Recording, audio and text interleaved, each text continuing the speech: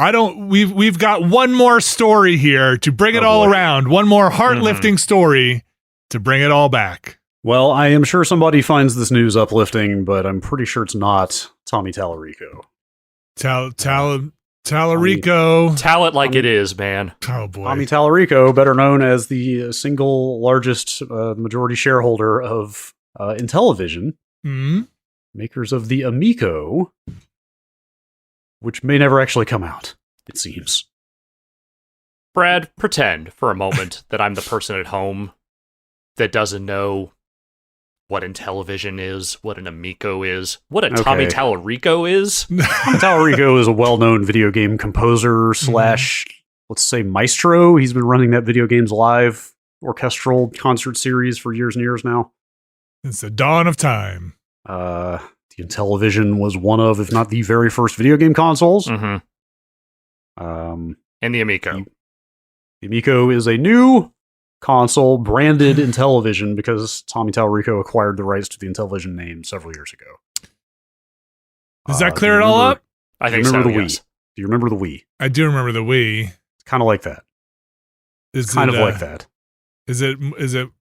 Is it more like the Wii, or is it more like the? Is it more like the Wii, or is it more like one of those console things you buy at a mall kiosk that just plug and plays into a TV?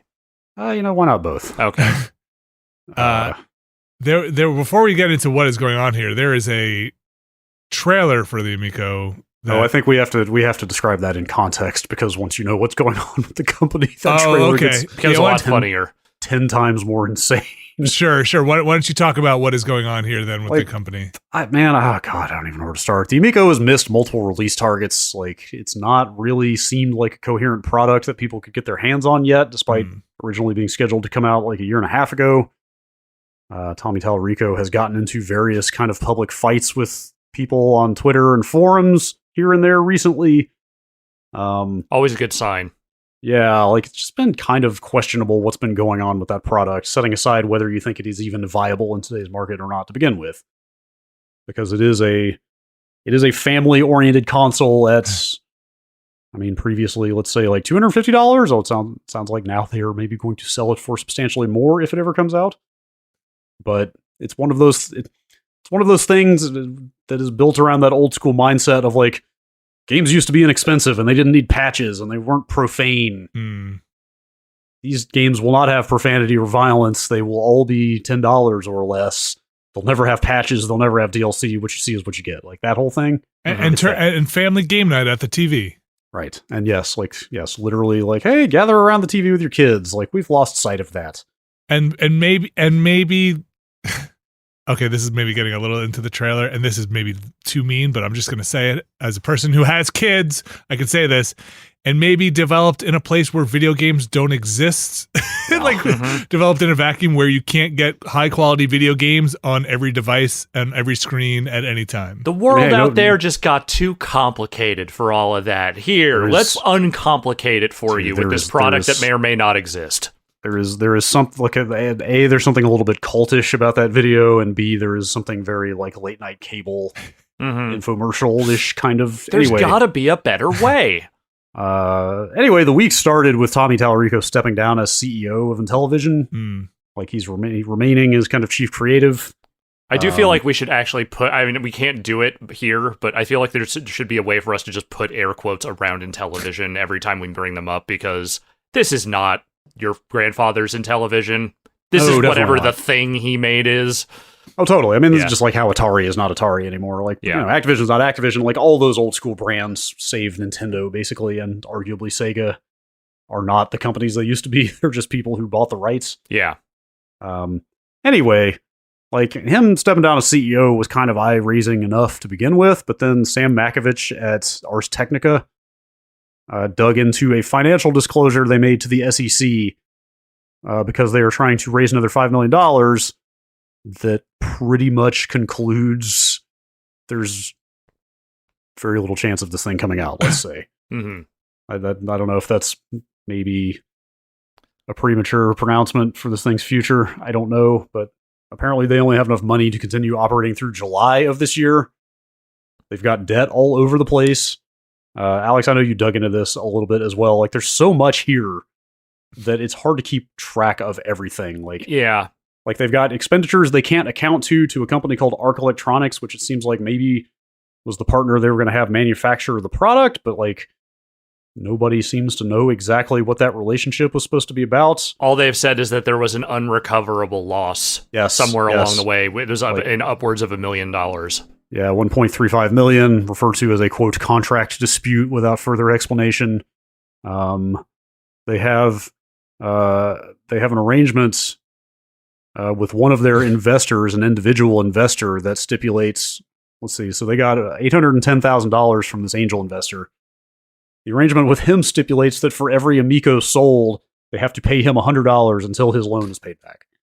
And that also had a target date of the end of last year originally. Right. So there's no knowledge at this time as to whether there are additional penalties on top of that because they are already past that due date. Yes. Also, it's worth pointing out that that would require over 8,000 units to be sold and him paid $100 for each one before he's paid back. That is more than the number of pre-orders they have collected to date for the Amico. That is not a lot of pre-orders. Yeah, they've pulled in about 6,000 pre-orders, I believe, so far. Oh, wait, really? Also, the new CEO was out there gave an interview that was just extremely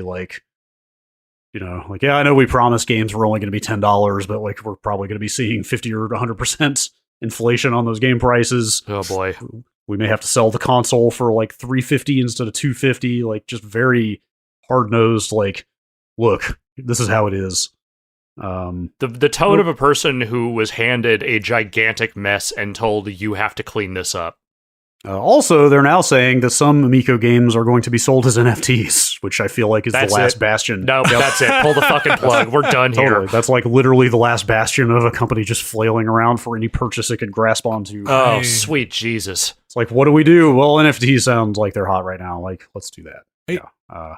We don't like to see any, obviously, well, I don't know. This thing seems like bad news, but this thing just seems ill-placed in a market. Like I just am not sure where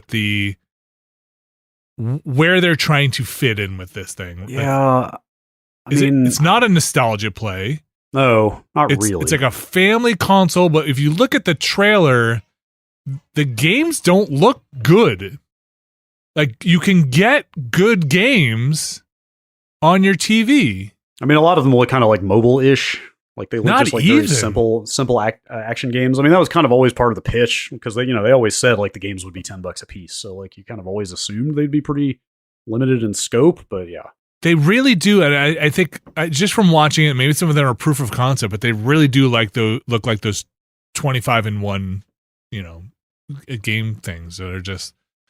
I don't know. The whole vibe is off. Like it's extremely off. Like that trailer, like I think Alex said, there's that kind of the day the games died moment in that trailer where it's like they literally say like games used to be simple. You used to play with your family. Now they're all about sitting alone at your computer in a headset. It's kind of the front half of an SNL parody on video games without the back half joke, right? Like without the delivery of. And here's the edible food game helmet, or something like it's ball, or whatever it is. It's like it's missing that delivery in that trailer. A lot of people seem to be having fun in that thing. But, well, it wouldn't be the first Amico thing that missed delivery times. Yeah, I mean, I'm not super clear how the kind of SEC filings that go along with this kind of investment round are handled, but there was an auditor involved in these documents who concluded verbatim one of the conclusions of the auditor who went over the stuff. There may never be a fully operational Intellivision Amico. So not really a lot of wiggle room in a statement like that. Yes, so like they essentially have no product and they only have enough money to last through July. They're seeking this $5 million and apparently are going to also have to seek another $5 million through a different sort of investment instrument. We are past the point of loan sharking. Because, I mean, if we're talking about that angel investor and, like, the $100 per unit thing, like, that is a deal you sign when you have nothing left. And if they are still looking for money on top of that, that is get your knees broke in the desert level bad. So they're on this thing called Start Engine, which is, where it looks like a, GoFundMe or Kickstarter for things, and they kind of have a deck on there, and they list their partnerships. And the partnerships say Hot Wheels, which is okay, you know. They made that Hot Wheels game last year. That was all right. Sesame Street, okay, is a family-oriented thing. Atari, you know, listen, we're in this together. Atari. Yeah, maybe that's where their NFTs are coming from. Interplay, also, I guess we're in this together. Interplay, but then it's then there are the Harlem Globetrotters. Oh no! And then Evil Knievel. I think he's dead. What is the Evil Knievel partnership? I assume the estate. What does that mean? Is there going to be an Evil Knievel game? Wasn't there already an Evil Knievel game? Did they? Oh, I'm sure there has to have been at some point. Are they going to put an Amico on a motorcycle and jump over buses? Like, what is? Why does a 5, 6, 7-year-old know what an Evil Knievel is? I don't think Intellivision. So. Or in Intellivision. I think more people know Super Dave than know Evil Knievel at this point. Put a Super Dave partnership in there. That's a lot more fun than an Evil Knievel partnership. I'm trying to see. I think there is Evil Knievel, the official app. Maybe they're porting that. I think there was like a Game Boy game or something too, like a long time ago. I just kind of want to look and see what Evil Knievel, the official app is. Does it have that like Well, if you go to evilknievelapp.com. Oh boy. Does it have that Mortal Kombat tech where you see the bones break when you land? Like a slow motion. Just there's a femur. There it is. Mm-hmm. Okay. Took that landing tough. They're also in their deck. You said what? It was like 8,000, fewer than 8,000 pre-orders? Like 6,000, I think, or something. They tout 25 million in total orders, with a thing that says inclusive of pre-orders and direct retail channel partners, I guess, are included in that number. That's a lie. They're just lying. There's no way that's true. They might have commitments from like Amazon, Walmart, Best Buy, GameStop. For 25 million? They might have commitments. I don't know. You have 6,000 pre-orders. It's 25 million plus dollars. Yes, sorry, not units. Oh, okay. Yeah, all right, never mind. Sorry. I did not understand there. Still sounds implausible, but it still sounds very, very high. Yeah, I still don't buy it, but that's a little less outlandish. I have to say, it looks like the Evil Knievel app no longer exists on the App Store or Google Play. Okay. Well, it's exclusively coming to the Amico. That's why. It looks like Amazon might still sell it. All right. I don't want to just trash on a thing for no reason. I am confused at their place in the market, and also it seems like they're confused about their place in the market. Well, yeah, but and also like I said, Tommy Tallarico has been aggressive, kind of abrasive in some cases about this product, and people naysaying it recently, which like maybe they had a point. I don't know. Yeah. Well, I'll say this much for him: he's still trying to tweet through it. Tweet through it. He's still tweeting. Tweet through it. I love that concept. Mm-hmm. I'm just gonna tweet my way through this one. Don't worry, everybody, just leave the room. We're gonna walk away. You just keep on pushing send. Oh, are you not familiar with the concept of tweeting through it? No, I never really heard that before, and I kind of love it. Let's just say that whenever a bad take comes around and the person refuses to shut up, that is tweeting through it. It works more often than you think. It seems. Yeah, like. Really? It shouldn't, but it does. Absolutely. There's no rhyme or reason as to when it does or does not. But I think what makes me a little more like, I feel like this is in my wheelhouse, right? Like my kids play a lot of games. I like games that are good for sitting down and playing with the family, but I don't know. This would not fit in my household. I do not think like this does not seem like a thing. Maybe because we have a Switch, maybe because we have a bunch of other consoles, so maybe I'm not the right person for this. But if you're going to price this thing competitive with a Switch, even if the games are $10, $15, you can get Switch games for $5, $10, $15 that are very good. Just not the Nintendo ones. Not the Nintendo ones, maybe not ever the Nintendo ones, but there are plenty of indie games out there to fill that void. Go get... it's... I don't think it's impossible for somebody to recreate the Wii model at some point again. But not like this. This. This thing is kind of just a Wii, except that the controllers have little screens in them now. Like there's not like you need to do something like radically original to get a product in front of TVs, in front of families again. Like you can't just do that again. I mean, even for us, and not every family is going to be like this. I understand not every household, but I suspect most, at least U.S. households, there is a phone in the household, at least one, right? And I know you don't want to have, maybe you don't want to have your kids on phones, you don't want to have your kids on tablets, you want to use these dedicated controllers, and I get that. But these are basically, I mean, they even said in the video you could use your phone if you don't have an extra controller for some of these. So if this thing is driving the price up with these controllers, I just don't know if that's the right move, you know? Like, I get it, you want to have a dedicated piece of hardware, but putting the screen in there. Also, you guys probably don't see this all the time, but there are tons of these things, like, in stores that are little computers and stuff for kids, like leapfrog-esque things, if that makes sense. These things are like half of what occupy mall space now. Yeah, like they are the only things taking up residence in those spaces. Like thick, chunky plastic with screens on them that the screens are not that good. No. That have a bunch of games on them and little carts you could put in and play like Bubble Guppies games and like a whole bunch of other things. Like, yeah, you can buy a console what's got got some games on it you recognize. You can buy a bootleg Supreme shirt. It's all great. So yeah, I don't know. At this, yeah, I mean, it was always a questionably conceived product from concept forward, but at this point, I will actually be surprised if it ever even comes out. I think you got to go the other way on this stuff. It's not the console. You need to come out on, like, you can put out collections like. So I'm just going to name a publisher, but I'm trying to think of one that's still independent. EA could put out a collection on a dedicated piece of hardware, right? I think it needs to be driven software first, not hardware first, because all the hardware first solutions we've seen without game support have just died on the vine. So Nintendo could put out a little Nintendo because they have the first party stuff and they have the relationships with other third parties to fill that thing up. And it's got a Raspberry Pi basically in it, and you can fill it up with your own games. But like, it's got the support in it. Things like the Ouya, things that are dedicated hardware that like we're going to go after these other games. They just, I don't know, they haven't seemed to get traction. Yeah, like again, this thing just has no hook. There's nothing unique about this that would sell it to anyone. I don't know. I mean, I'll go you one further. It's not even that I just don't believe this thing's ever going to come out. I don't think this thing is going to even manage to get to the putting product out stage before they are sued out of existence at the rate these things.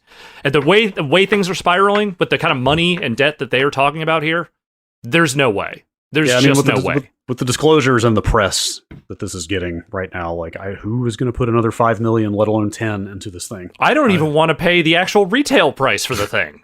I kind of want like a prototype, though. All right, you're the official Intellivision Amico editor. All right, well, when one ends up on eBay in about 3 years, when someone's clearing out a warehouse. Tommy Tallarico gave me his business card back circa, let's say, 2002 or so. I'll pass it your way so you can reach out. I want the prototype if it doesn't come out. I should be clear. I don't want a prototype because I want to play it, because I want to put it next to the Phantom and next to, the you got other a Phantom in there? No. The Nuon? Yeah, exactly. I want to, in the wall of like, well, we tried. Yeah, it's been a while since we've had a good solid vaporware console. I mean, the Ouya did technically come out. Yeah. I have it, and I... Not to circle back and just start throwing punches, but like, I also have my Stadia upstairs. So, I mean, that is still a live service, right? You still can buy a Stadia thing. So I have my Stadia controller not too far away from me. Somewhere, museum shelf is being dusted off to say, we've got to make room. We have a hot one coming in. Best of luck for people who might be at risk on this thing, but I don't know who gave a ton of money, and you got to be careful where these investments come from. If you can't afford to lose it, be careful there. And if you can't afford to lose it, give it to me instead. Like, oh, now you're talking. Yeah, We're not going to promise you a console. We're not going to promise you hardware. All we can promise you is good times. Good times. Good times.